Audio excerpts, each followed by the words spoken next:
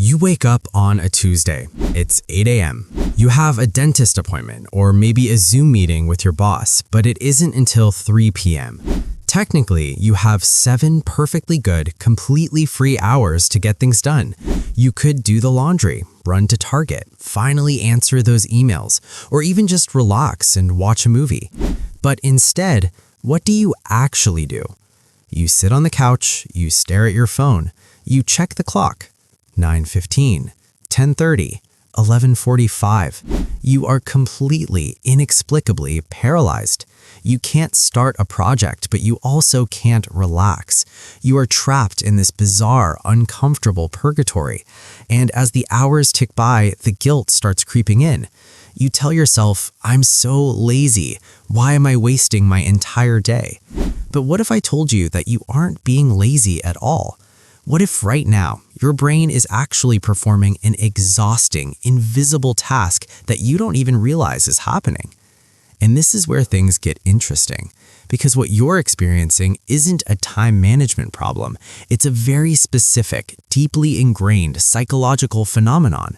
And once you understand exactly what your brain is doing during those empty hours, it changes everything. Welcome to the waiting mode trap. In psychology, this behavior is closely tied to something called anticipatory paralysis and a glitch in your executive function.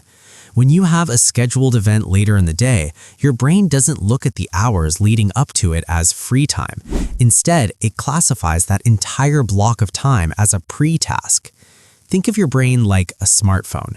You know when you have a massive app running in the background, like a GPS navigation app or a heavy video game, and it's just quietly draining your battery, making everything else on your phone run super slow. That's exactly what a 3 p.m. appointment does to your mind. Even if you're just sitting on the couch swiping through social media, your subconscious is running intense background calculations. It takes 20 minutes to get there, plus 10 minutes to park. So I need to leave at 2:30, which means I need to start getting ready at 1:30. What if there's traffic on the freeway? I better make it 1:30. Your working memory is completely hijacked by this constant mental math. Because this background process is eating up so much cognitive load, you literally do not have the bandwidth to initiate a new task. But here's the strange part. Why does a simple 30-minute checkup completely obliterate 7 hours of potential productivity? Why can't we just set an alarm at 2 p.m. and go about our day like normal humans? Well, the answer comes down to something your brain absolutely hates. Your brain despises task-switching friction. Getting into a meaningful task, whether that's doing deep work on your laptop or just deep cleaning your kitchen, requires you to enter a flow state. Entering a flow state takes a lot of mental energy. Being pulled out of a flow state by an alarm going off is physically and emotionally jarring. So your brain makes a rapid, subconscious calculation. If we start writing this report now, we're just going to have to stop in a few hours. Stopping is painful. Therefore, the safest option is to not start at all. Sitting on the couch doing absolutely nothing is not a sign of weakness. It is actually a defense mechanism. Your brain is protecting you from the emotional friction of being interrupted. Quick question for you. Have you ever noticed this happening in your own life? Do you do that obsessive mental math where you calculate your travel time backwards over and over again just to make sure you're not late? Let me know in the comments because I guarantee you are not alone in this. Now, most people never realize this, but there's a secondary layer to the waiting mode trap, and it explains why by the time 3 p.m. finally rolls around, you feel completely exhausted, even though you've done literally nothing all day. And this is where the real psychological reason is even deeper.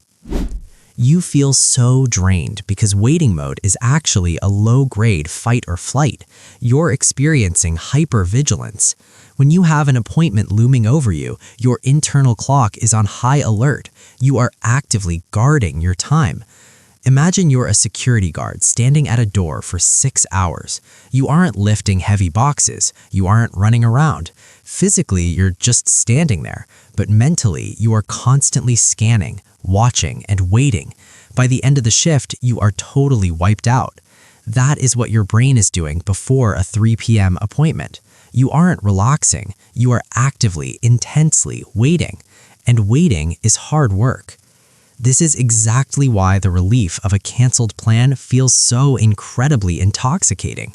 When you get that text at 1 p.m. saying, "Hey, so sorry, I have to reschedule our 3 p.m." What happens? It feels like a 100-pound weight is instantly lifted off your chest. Suddenly, the background app force quits. Your cognitive bandwidth comes rushing back. You instantly have the energy to clean your room, make a meal, or tackle your to-do list. The paralysis is instantly cured, proving that you were never lazy to begin with. You were just mentally gridlocked. So how do we fix it? How do we escape the waiting mode trap? The first step is simply giving it a name and stripping away the guilt. The next time you find yourself frozen on a Tuesday morning because of a mid-afternoon appointment, stop beating yourself up. Say it out loud. I am in waiting mode.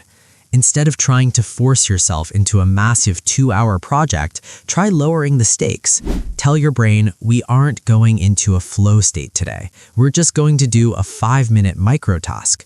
Wipe down the kitchen counter. Answer one single email. Put away 3 items of clothing. Break the paralysis with an action so remarkably small that your brain doesn't view it as a threat to your schedule.